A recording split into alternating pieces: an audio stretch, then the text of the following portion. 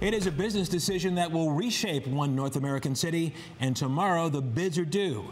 Good evening, I'm Russ Mitchell. And I'm Sarah Shookman. Dozens of cities are vying to become home to Amazon's second headquarters.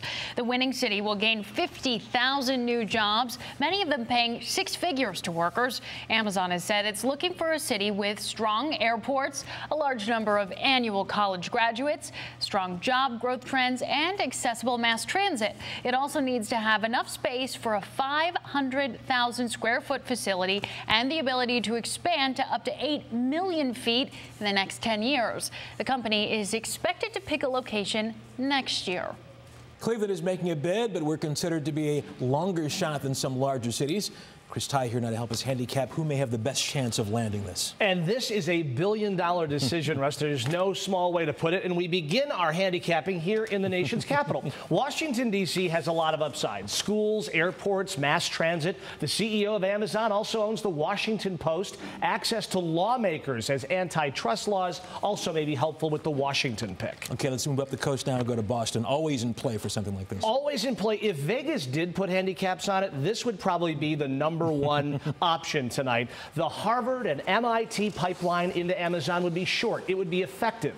Boston recently landed GE's new world headquarters to a smooth transition from Connecticut, so they have that going for them. It is pricey. It is considered the 8th most expensive city in America to live in, so that's on the negative column. Gotcha. Texas has 3 pretty attractive cities. You always hear about Austin these days, one of the biggest growing cities in the country. It is. Austin is a big one because it's already home to several big companies like this. 425,000 college kids already live in Austin. Tech giants like Google and Facebook are there. You see Amazon already spelled across the skyline. Houston and Dallas also in the mix here. We're showing video of a number of these cities because it's a very tax-friendly state. You talk about Atlanta, you're talking about another city that's used to having big companies there, Coca-Cola and Delta. Absolutely. And they have a lot of land. They have good public transportation. Atlanta and Georgia is a very strong city here. As you said, it's Delta's hub. They know how to lure in big companies. Weather helps in Atlanta. East Coast proximity, also a big plus. Something a lot of people don't want to hear, but the search is not limited to just the United States, right? This probably wouldn't go over well in the PR world, but Amazon has said they're opening this up to a